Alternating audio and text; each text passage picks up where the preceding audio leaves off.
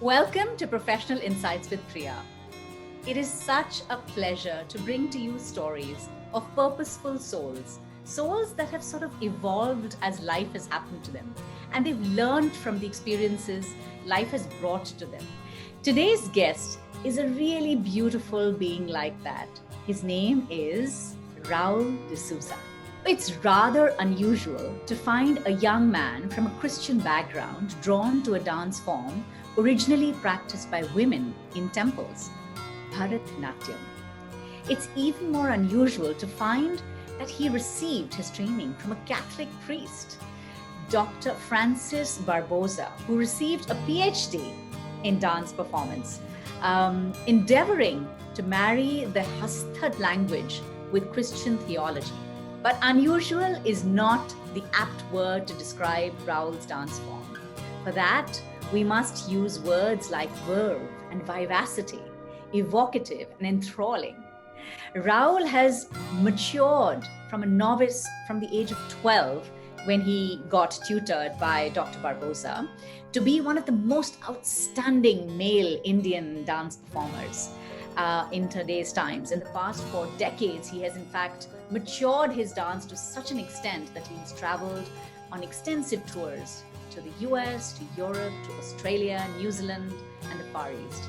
He has indeed become a seasoned performer, and he is one man that I have seen who is living his purpose, is living his dream, living his passion. So, my dear friends, welcome Raul D'Souza to today's show on Professional Insights with Priya. This man is all of 51, but looks nothing more than 30. And it's all got to do with the kind of life he's leading. Raul, let's start by understanding what drew you to this amazing form of dance. Thank you so much, Priya, for inviting me for your show. It was just an act of God, I think, that I discovered this beautiful art form of Bharatnatyam. I was a normal Catholic boy, dancing Western dance, jiving. I used to love jiving, but I was a sports person also. I loved athletics, football, hockey. And then there was this guru, Dr. Francis Barboza, who was a Catholic priest. In fact, he was one of the first Catholic priests to embrace Indian culture. And he was fascinated with Indian classical dance. He was from South India, from Mangalore, so where Yakshagana was the traditional folk dance, and he was inspired by that. And he joined MS University in Baroda for the Center of Art for Dance. Yeah, so where he did his bachelor's, master's, and PhD in dance. Then he became a priest. He ordained a priest, and he came to our church here in Bandra, St. Teresa's Parish, as a normal priest. And he gave a couple of shows, and then during Mass one day he announced that he was starting some dance classes. I happened to be there that evening for Mass, and I said, wow, let me join, let me see this. I went back and told my parents, and they said, of course, try it out. Exactly on my 12th birthday, I remember that I had the first day of class, and so he blessed me and he started. So what are the typical, practice sessions look like, and what did you think that this was going to become, as at that age? For me, it was just dance classes. So even after my first class, there was exercises and things like that, which I liked because I was a sports person. I discovered the Guru Shishya Parampara, which was very important. So I grew with him, and I would spend literally half a day with him. We would have tea together, we would have a meal together after the class, so it was so much of that than just a teacher-student relationship. And that real traditional guru shishya way, the student literally lived with the guru, so it was understanding his lifestyle, and then sharing more about the items, about the history of the items, from which age it was, who was the poet that wrote these lines, from where these items came about, how they were, who were the choreographers, what was the time, and really discovering so much more than just learning the practical aspect of just repeating, learning, and performing. And really discovering what our Indian culture is, how rich it is, and how universal it is. For nearly 15, 16 years. And it was exceptional because he taught me first the traditional Hindu themes. So though being a Catholic priest, he also performed the traditional repertoire of the traditional Bharatnatyam repertoire, that you have the items. And Then he started teaching me these innovative items of Christian themes, and that really attracted me, and that continued down the line. I never had that kind of issues where it would, interfere with my religion or understanding. It was just complementing it. It just sounds such a magical experience when you say guru shishya. These words are not common anymore, and along with that, studying the culture, studying the history of all of this, how it all evolved, what was the reasons that dance came. Tell us a little bit about that. What were the early impressions upon your mind? Yeah. So initially, he used to start taking me with him for his performances. For every student to dance with the guru on stage was a great thing. And I was the only one selected among all the students. And I used to travel with him. I was in school and college, and I used to take leave from school and go for quick trips in India. And then I did my graduation in 1987.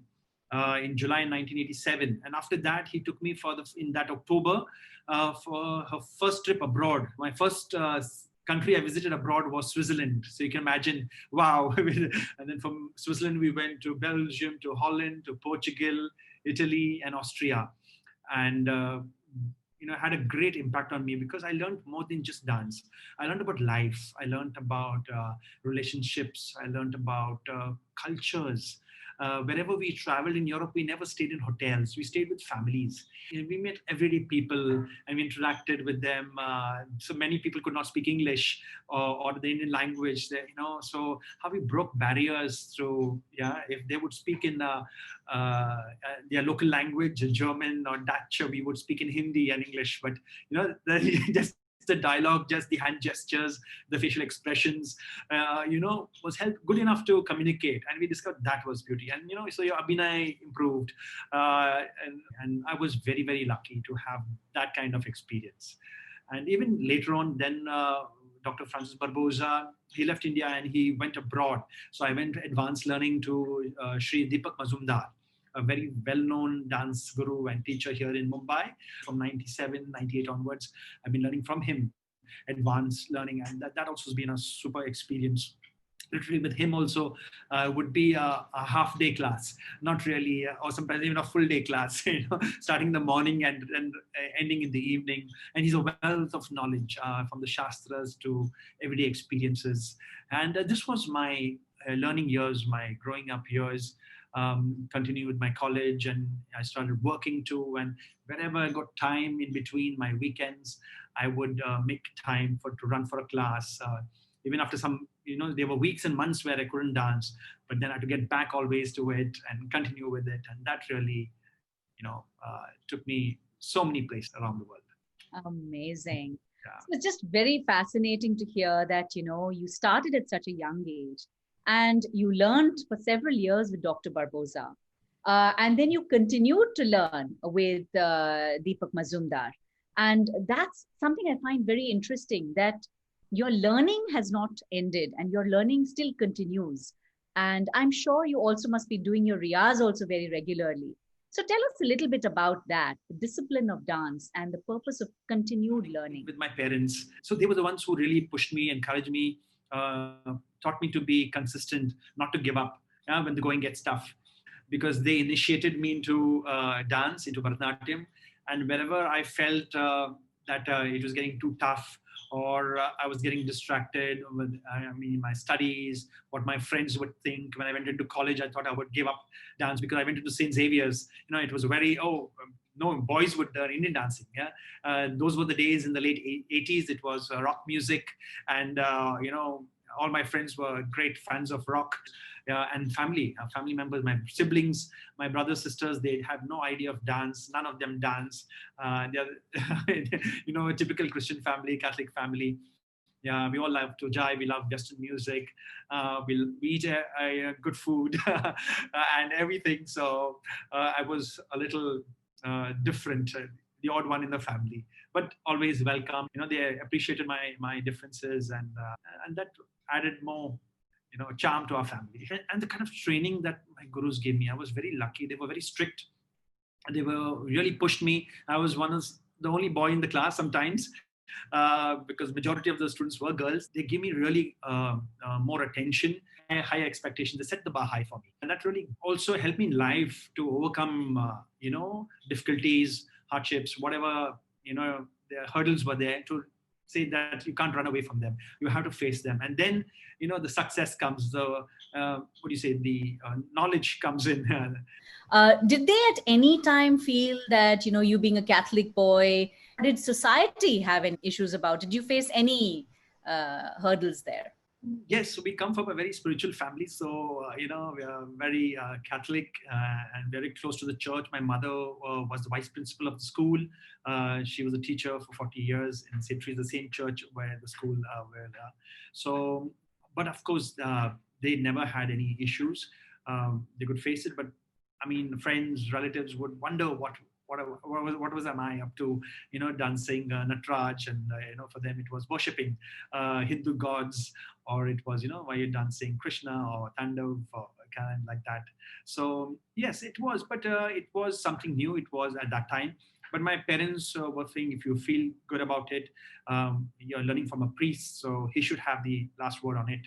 So if it doesn't interfere with you, if you're fine, go ahead. It was a discovery for them too. It was not easy, and they also had to make some adjustments, listen to people's opinions, but they never, discouraged me. They always told, keep the faith. That was important, and it should not interfere. You should be free about it. So, and the way I was taught, it was really nice. And the good thing that Dr. Francis, taught me first the traditional items, the strong items of Shiva. Understand the masculine part of dance. How important is the male part of dance, even if you use Abhinaya or Shingar, which is love, to depict from a male perspective. You don't have to become a woman to show Shingar. Men have it in their own way. So Shiva shows it differently. Krishna shows it differently. Jesus Christ shows it differently. So it is, whatever. So the different dimensions of the man, or the human being, the both angas, you see, the feminine and the man balancing was the key factor, and that was the beauty of this art form, of the traditional form. It's in the shastras. It is there, and I was so lucky to be exposed to that. So you played on different roles. You said you played Krishna and you played Shiva, and you also played Jesus. Am I right? Dr. Francis Barboza used to do the life of Christ. So where he used to take the main role of Jesus, and we were his disciples. We were doing different roles in the ballet. It was like a dance ballet, where I used to do a solo item, for example, the Annunciation, where the angel appears to Mary and tells her she's going to give birth to Jesus. Mm-hmm. So it's a solo item where you are Mary, you are the angel. You were doing this thing about Jesus' story. Were you dressed in a Bharatnatyam costume, in the dhoti? Yes, and the traditional costume with the dhoti? So I was bare body with just maybe a chain. Yeah, so it is the traditional Indian costume.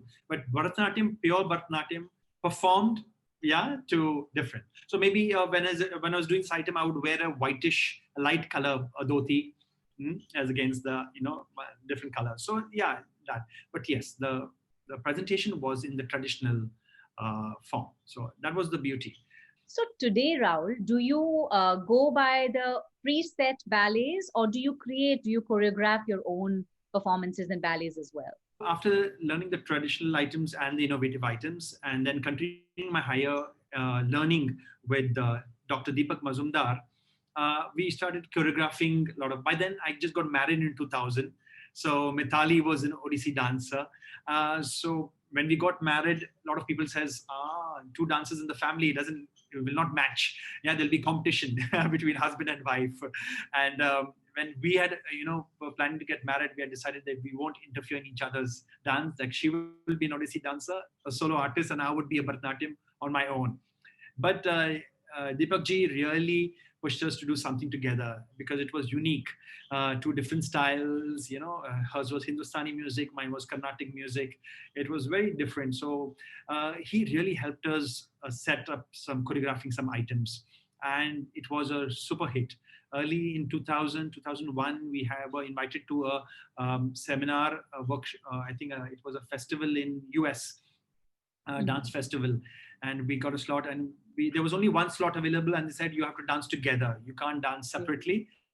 And so in preparation for that, that maybe was an opportunity for us to come together, and it was not easy. The angels came together and made you all come together on stage Yeah, as well.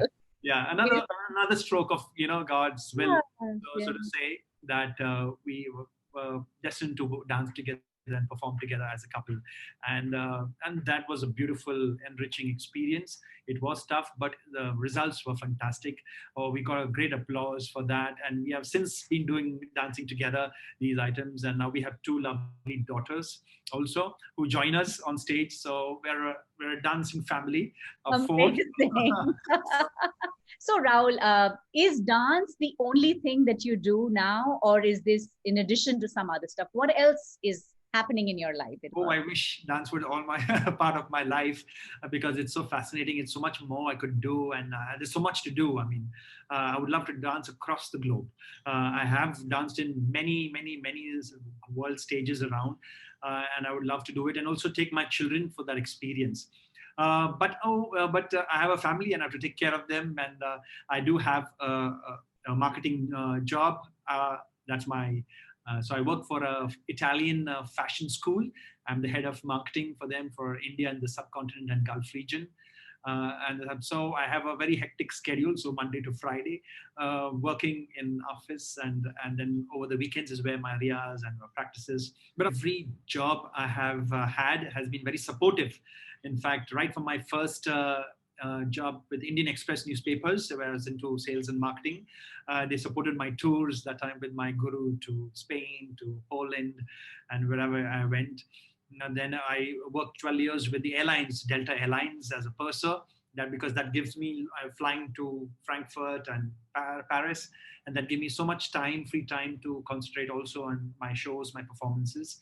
And then now for the last 15 years, I've been working for this Italian fashion school, which has been also very supportive, and the company helped me in wherever my shows are and on leave. Now today the laptop is your office, and because of the pandemic we have just discovered working from home, and working from home. Right. So also our sitting, the hall in our house has been converted to a stage where we've been set it up, and we have done performances online also, giving virtual performances. So yeah, the world has become into changed, and it's constantly changing.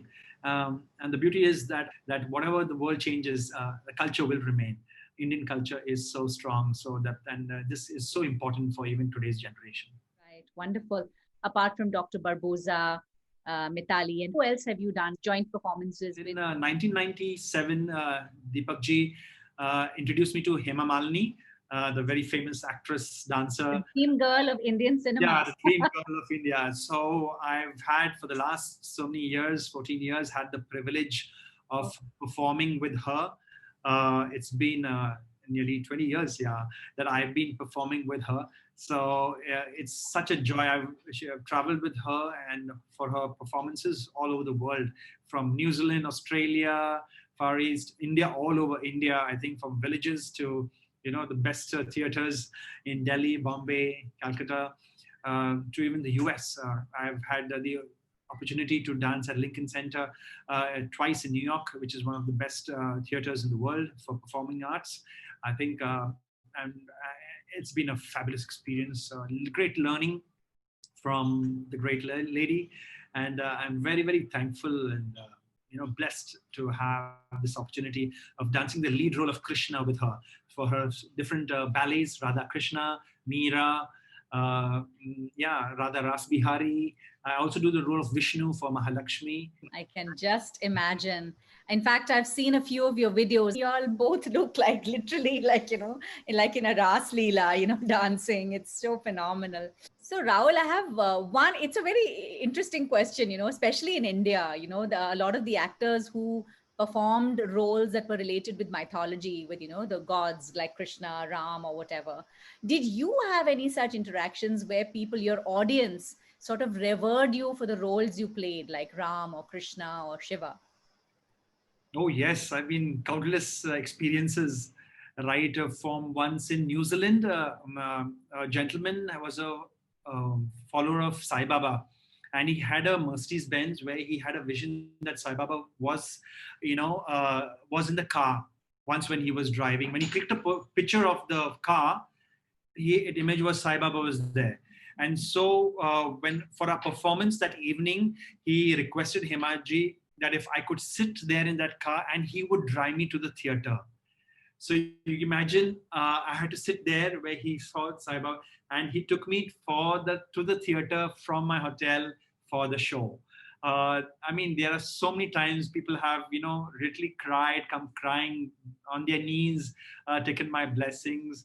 There have been, I mean, even politicians like, Sushma Swaraj, the late, minister. She was such a lovely lady. And one day after the show, she came up to the stage and, pranamed me so much. She said, what a lovely experience. There has been, Amitabh Bachchan also has put on his tweet about his experience when we had Himaji's show. He had come for Mahalakshmi as Vishnu. So, I mean, there have been also Kokila Bain Ambani. For her 75th anniversary, she said she wanted me to dance at her birthday. So old elderly people also coming after the show asking for some part of me. So normally I would put little extra earrings of Krishna, those little ones. So then after the show, I would give one to them as a kind of a token. They wanted something from my Anga. It's that Oh my experience. God, So really? Oh yeah, my some part God. of jewelry or a ring or something. Yeah. So I mean, beautiful because people have that. It is a culture. Yeah. It is a dance, is a prayer, is spirituality. You are not Raul. You're not Himaji. You are not Mitali. When you're on that stage, it's a holy ground. It's a holy place. You are yeah. That kind of. It brings tears to my eyes, but it is that it is very important, and that is the responsibility of an artist. That is our our karma, we say, or that is our calling. So it is more than just a profession. It is a vocation. It's really touched me. It's really understand the human emotion. So from very traditional, I've danced in temples. I travel a lot. So it's such a beautiful experience. So and seeing the presence of God everywhere. We have to understand. You discover God in simple. We've got villages, so poor people come, but for them to, it's a God experience. You give them. I mean, they go back. No money can buy that. No. It is something beyond the words or which you tangible experience. So that's been beauty. That this is the enriching I've had. Yeah. Right through dance, which you cannot express. So in fact, I'm so touched with you when you say this, and you get tears in your eyes. It brings tears to my eyes as well, because I myself am a devout believer in Lord Krishna. And when I saw the performance of Mithali and you at the APAC conference 2 years ago, and then also on the videos that I've been watching before this interview, I mean, I literally had tears in my eyes. The beauty of the way you're giving yourself to the dance is just, it's almost as if watching Krishna perform. And I can just imagine you must have touched the lives of so many lakhs and lakhs of people by now. That's such a blessing. So yeah, it's a blessing. So I've been blessed really. I'm very grateful to God for this life, for this experience, for this talent which I've had. I hope I could do more justice to it. But in my own small way, it's my humble offering my home, Pushpanjali, that at the Lord's feet. You truly are blessed, Raul, and may God continue to bless you like this. Through you, may He come and touch many, many more lives. So, as a part of learning, when you did your first performance to where you are today, the whole thing of setting up of a stage and how it is, what does it mean to a performer? Can you share a little bit about that and what your learning was then as a child and where it is today? I think I've been very fortunate to learn from two gurus who have been soaked in tradition and have been experts in the Shastras, in knowing the text. And learning from the text itself shows how a performer should be, how the audience should be. So the audience should be seated down. Then the stage should be at a certain level, yeah, above the audience, just above the audience, because you're the mediator between man and God. So they look up to you, the audience. Nowadays, modern theaters, it's the reverse, where the stage is down and there's a whole kind of amphitheater, like the audience are above and looking down at the performer. But the tradition is where you look up to the performer because he's the mediator between God and you, to give you that experience. And so for dance, I was taught right from the beginning, dance is a prayer, dance is a sadhana, dance is meditation. It's not just entertainment. It really helps you in life because life is tough for everyone. Yeah, we all have our times. It helps you not only physically but also mentally, spiritually. Makes you tough to face the world, to face every day, to face relationships, to face hardships, and grow as a person, as a personality, and how you contribute to society, how you bring up your children, how you bring, lead your life with your friends, with your classmates, with your fellow workers. Yeah, how you treat your elders. It is so much. These are gems which we learn in life, and it's all in our shastras, it's all in our texts, it's all in our culture, and this should never die. uh, and uh, my prayer is that current gurus and students be constantly very inquisitive to learn more and more of this, of our rich heritage. You adapt, of course, be modern, use new techniques. You have to, dance has to change, can never be the same.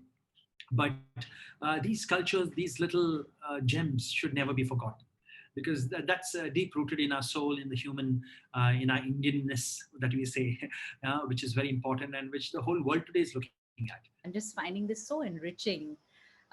You're so much in touch with something so rich and so deep and so colorful and so full of emotion, that it's become part of your life. And I'm so envious of you, Raul.